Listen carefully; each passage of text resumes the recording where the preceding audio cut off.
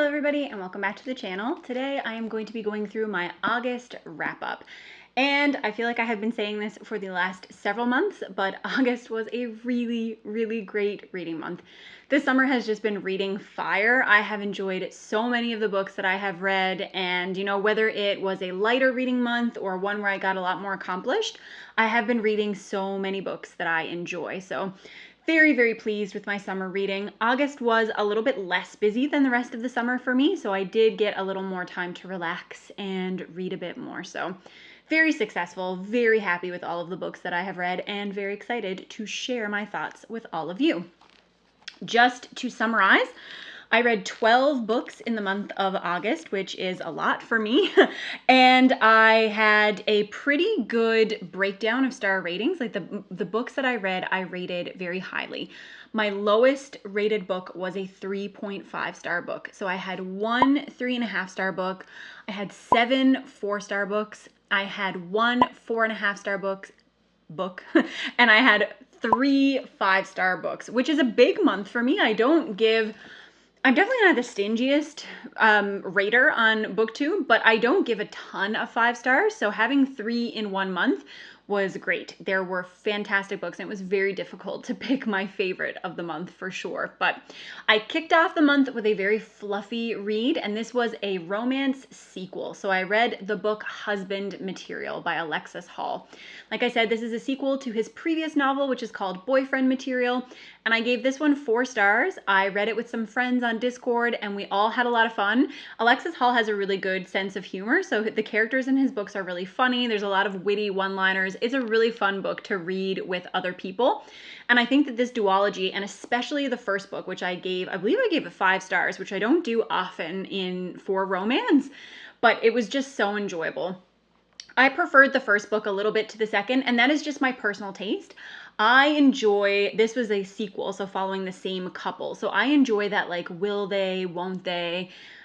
I mean, it's a romance novel, so we know it is a will they, but I like the illusion of the will they, won't they in the beginning. I like the angst that creates. So I usually tend to prefer first books if we're going to be following a couple through time, but this one was delightful. Like I said, it was very funny. The cast of supporting characters is very enjoyable, and I definitely highly recommend this one if you are looking for a lighthearted, fluffy romance read to break up some of those like bigger fantasy tomes that you're reading.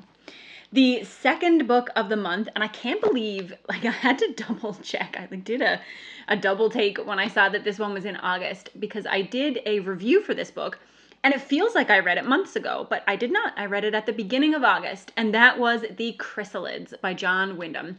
If you want to hear my full thoughts on this one, you can check out that spoiler-free review. This is a classic sci-fi work, and I read it not really knowing what it was about. I thought it was about aliens. It is actually a coming-of-age dystopian novel. Very short, very quick to read, and very enjoyable. I gave it 4.5 stars. It was a delightful surprise.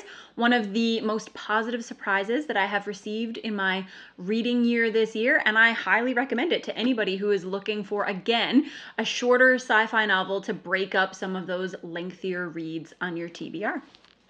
Number 3 was Vector Prime. So this was my one 3.5 star book. This is the first book in the New Jedi Order series, which is a book series that I was trying to read along with some people on Discord at 1 per month, and I just have not been able to do that. I am still going to read it. I still very much want to read the series. I am still hopeful that I'll be able to chat with anyone who is interested on the Discord, but I just won't be able to keep up to the pace that I thought I was going to be able to do.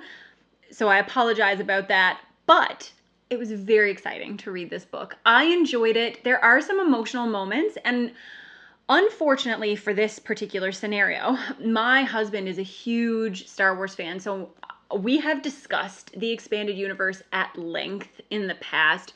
His favorite parts, his least favorite parts, the saddest things, the happiest things, the most surprising things. So there are some moments in this book that I had expected, and I do wonder if I didn't know what was going to happen, if I may have rated this higher, because maybe some of those moments would have been a little bit more emotionally resonant. But I did know what was going to happen, and that did impact things a little bit. But this is just really fun. It is set like 20 years maybe after the end of Return of the Jedi, and it was just really nice to see the gang together again. I like this part of canon. It makes me sad that we didn't get to see some of these stories when they decided to expand the Star Wars cinematic universe, but such is life, and I have these books to read now. So again, very much looking forward to continuing in that series, and I'm sure I'll have more thoughts once I get through more of the books. Book 4 was a return to Lore Olympus. So volume 2 of Lore Olympus, the webtoon that is being published into graphic novel form, came out in, I think it came out in July maybe, and I picked it up at the beginning of August. And I gave this graphic novel 4 stars. This is a Hades and Persephone retelling with Hades and Persephone and all of the Greek kind of gods, goddesses, other, minor deities that are involved. They are put into a modern lifestyle, and we get to see a different spin on those stories. I mean, there are tons of Greek retellings out there, but this one, for one, has like beautiful, vibrant artwork, and the story it just sucks you in. Like I like the backdrop of the Hades Persephone romance, and the author does a lot of highlighting some of the really difficult and messy things that come up in Greek mythology and examining them through a more modern lens. So this continues to be really enjoyable. So far, I have not gone and caught up with the webtoon because I want to continue to buy these to support the author.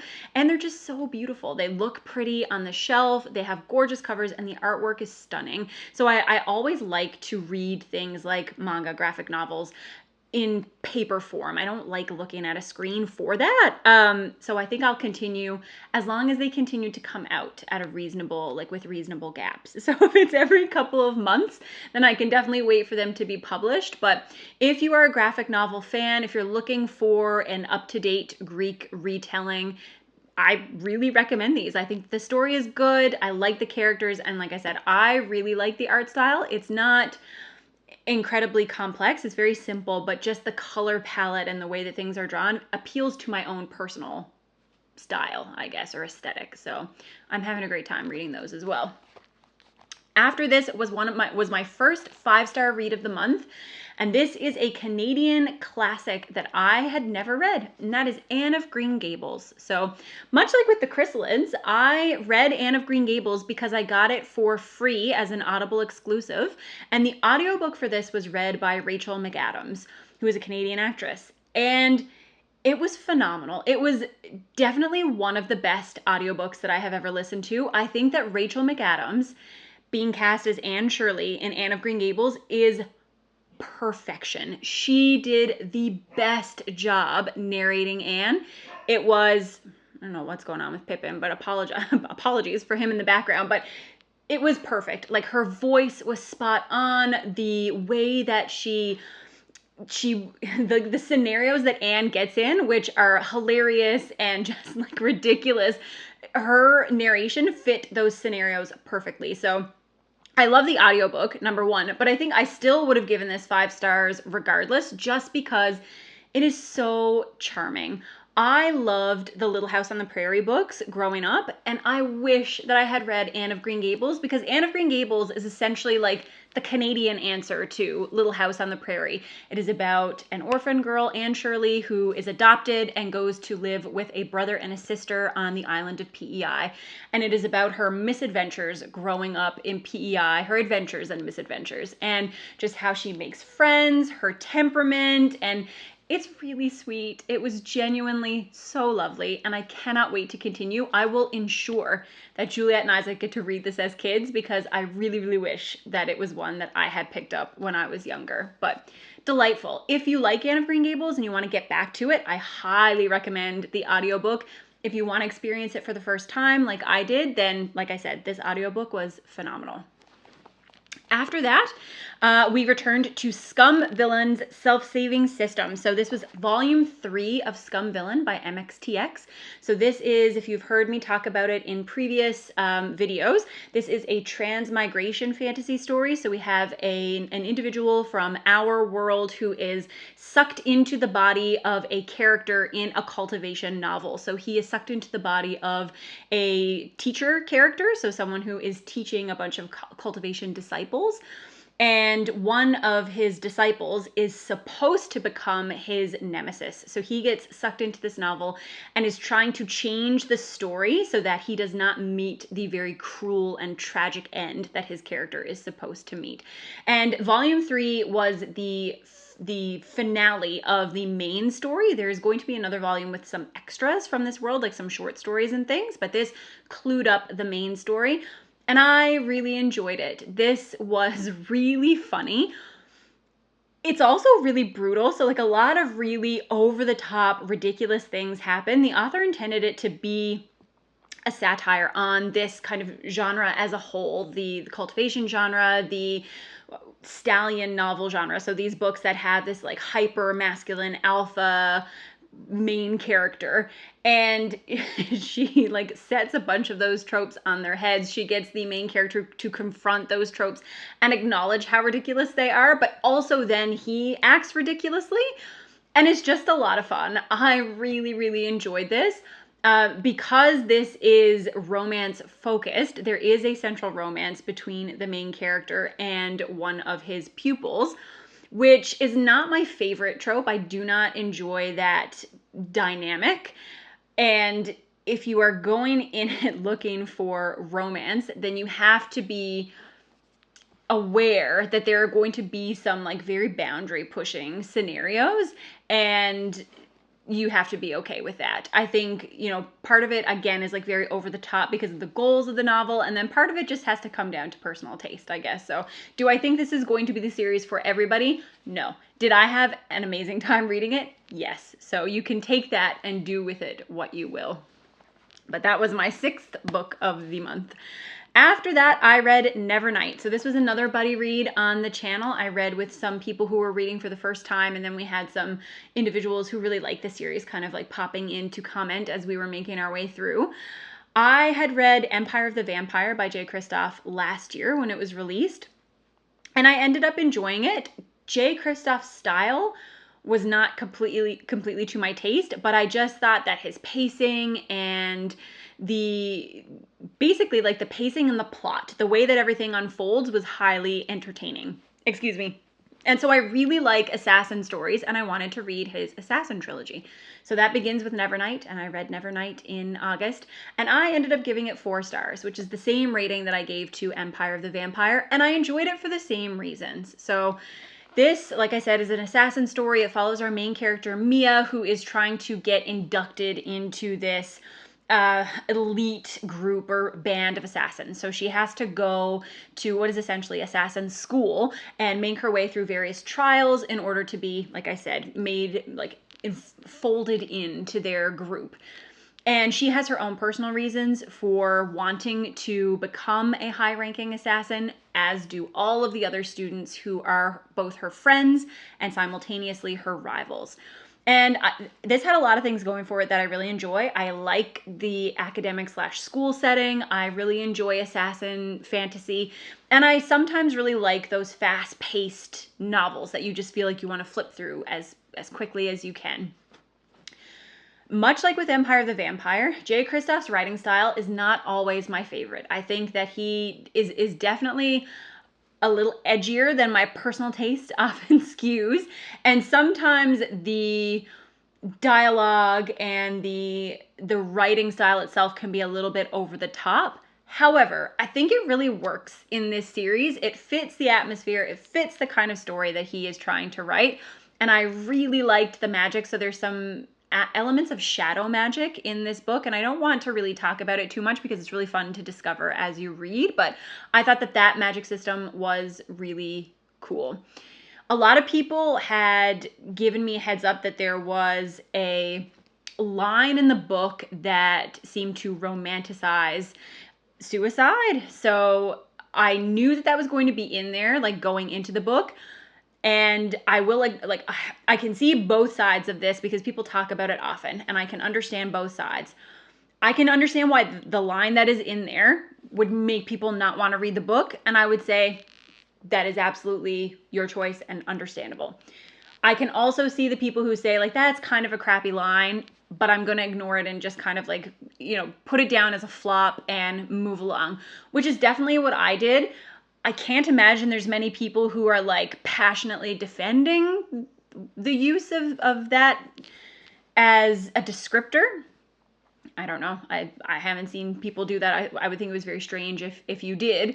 I think that he was trying to go for something like melancholy and overly poetic, and it just did not work. And, personally, I think probably shouldn't have made it through editing. But it did. It did not ruin the experience of the story for me, but I can understand if that is something that you have a personal connection to, or you feel like should not ever be romanticized in any way, why you would not want to read the book. So it definitely is there, and just be aware of that before you go in. But I did find the book overall to be enjoyable, and I'm excited to continue on and see where it goes from here.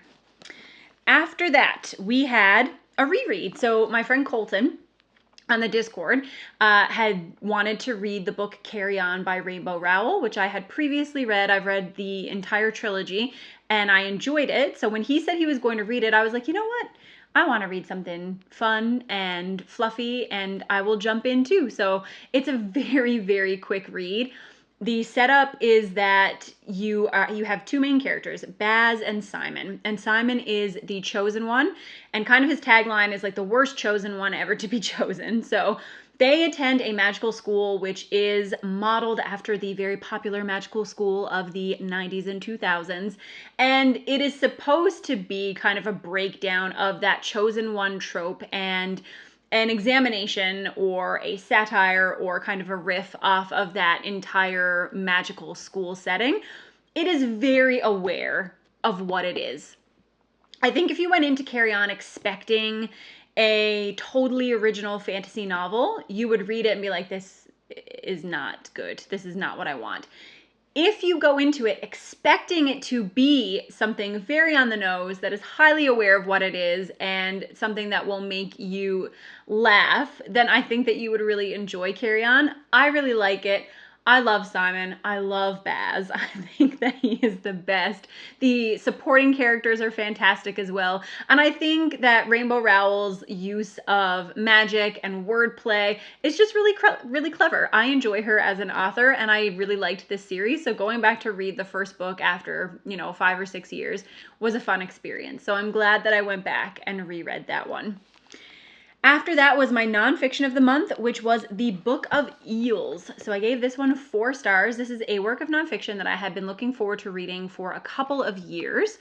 And it is part animal nonfiction, I guess like the literary equivalent of a documentary, and part memoir. So we get the author, who is, I believe, Swedish, I think, a Swedish individual who grew up eel fishing with his father.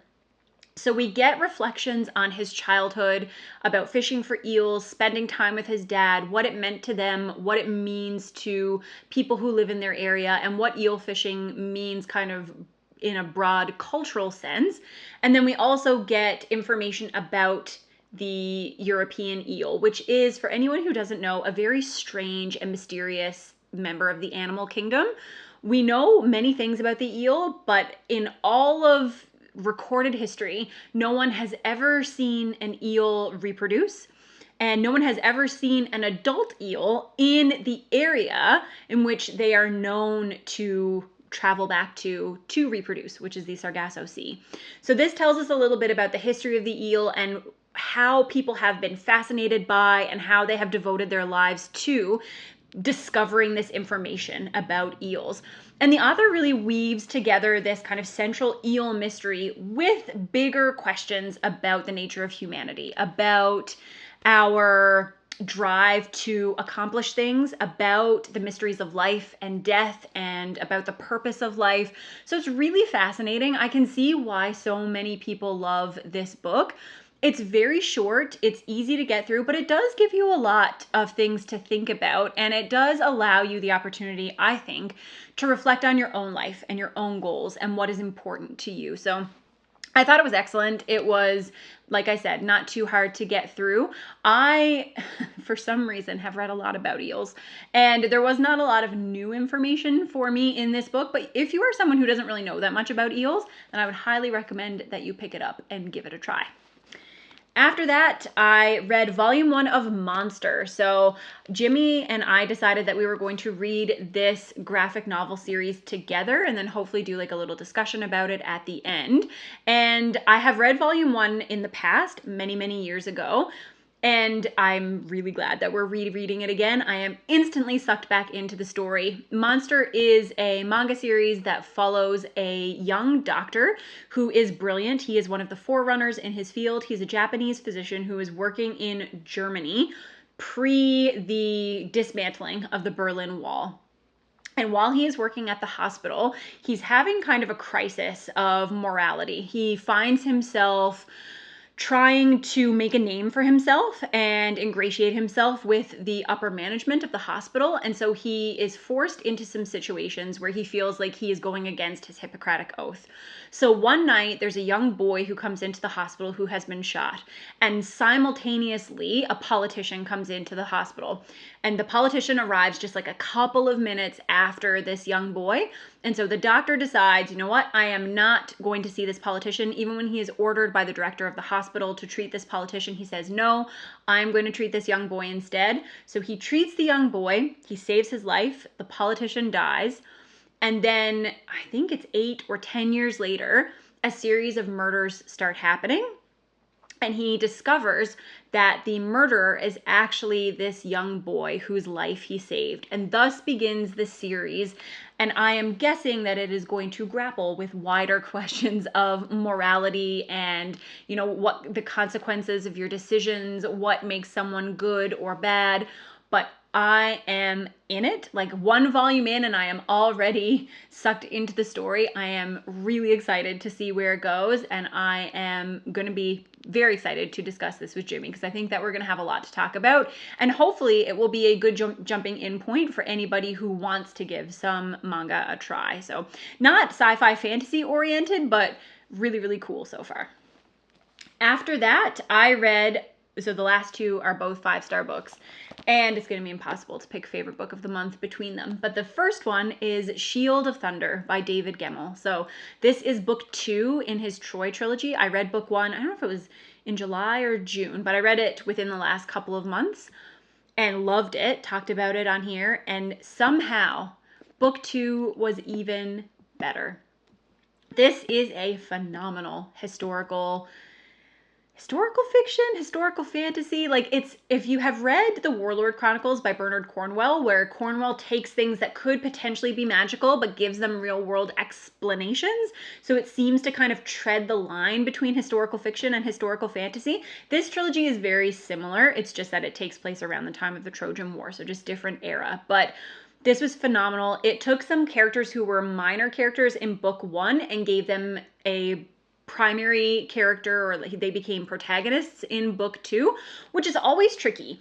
Whenever an author switches point of views like that and introduces new main characters when you are already very invested in your old main characters, it can go a couple of different ways. So obviously people can be frustrated or disappointed that they don't get the same characters, or it can allow you to view the story in a different way, which is what I think happened here. I think that by focusing on some of these other characters, now main characters from book 1 are still there. They are still, you know, part of the story. You still get to follow them.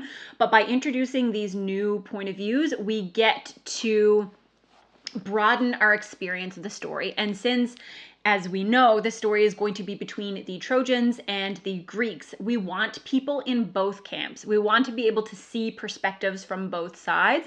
And Gemmell does that so well. Just by knowing the history and knowing some of the things that happen, I'm already terrified because he's able to tweak the situations in ways to make them seem like they could be plausible, like things that could happen. But there are some things that he's not going to be able to change. Like there's some things that happen that I'm dreading. I'm so worried. But the action here, phenomenal. The pacing, amazing. The characters, some of my favorite ever. There are so many funny lines. There are heartbreaking scenes. This series is so good so far. And once I read book 3, I will be immediately doing a review because I need other people to read it. Or if you have read it, I need to talk to you about it. But Shield of Thunder, 5 stars. I think this is my favorite book of the month. I think it beats out the final book, which is Hyperion by Dan Simmons. So this was our official buddy read for the month of August. And I won't lie, it took me the whole month of August to get through this book, but not because I didn't enjoy it. As I just said, I gave this 5 stars. I thought that it has, it earns its reputation. It was fantastic. I really, really enjoyed it, but it was a book to savor. It was not a book to binge. It was not a book that I feel like I could binge because it gave me a lot to think about. It is, for anybody who doesn't know what Hyperion is, it is a, can we call it a classic? Like if it's younger than me, can it be a classic? I think it's going to be a classic. It's certainly a modern classic, a modern sci-fi classic. And it is a frame narrative wherein we are told the stories of 6 pilgrims who are on a pilgrimage to visit the time tombs on the planet of Hyperion. And these time tombs are guarded by a legendary figure called the Shrike. And as they are making their way toward the time tombs, they start to tell their own personal stories about what brought them on this pilgrimage, why they are there. And so the story is told through these unfolding narratives. And we are given information both about the characters in each of these 6 stories, but this, as they each tell their tale, a wider tapestry is woven, and we get kind of the outlying story as well. We see how they all begin to intersect, what's happening to the world, what the implications of their actions are, how there are these small connections that none of them would have realized if they did not, take part in this exercise. And it was excellent. There, a discussion of so many themes. It was, I really enjoyed it. I will definitely be reviewing this and will be able to elaborate in that review, because if not, I will drag out this wrap up far too long. But it was excellent. I loved Hyperion. I'm so glad that I read it, and we will be reading Fall of Hyperion in September. I'm very, very much looking forward to it. So that's it. Those are the 12 books that I read in August. Like I said, a phenomenal reading month. So good. I loved so many of these books, and I would love to hear from all of you about what you read in August, what your favorite books of the month were, and what you're looking forward to reading next. Thanks for watching, and I will see you with another video soon. Bye!